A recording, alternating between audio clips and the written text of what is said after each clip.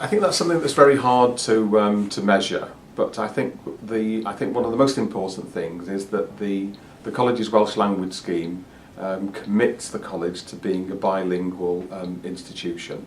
The scheme, in its introduction, asserts the fact that it's adopted the Welsh Government's principle of mainstreaming, which is, I think, an unfortunate and ugly and bureaucratic word, and it's a pity that there isn't a Welsh word that captures the essence of wanting to promote Welsh in all aspects of an institution's operations.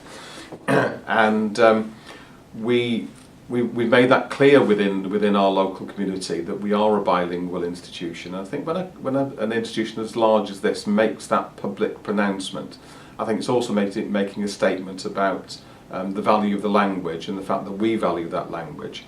And what we also are saying to our community is that when students leave this college, they will have had an opportunity to have studied some part of their education through the medium of Welsh, or bilingually, or at least have had some interface with language or history and culture that will give them a more positive appreciation of the language, because the generation that we're training now will obviously influence the next generation. If they've got a positive profile of Welsh, then they'll carry that forward as well.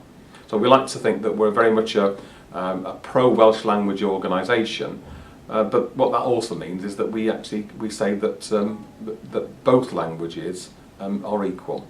But we know that's a major challenge for us, because it's only a small minority of staff who can actually speak the language.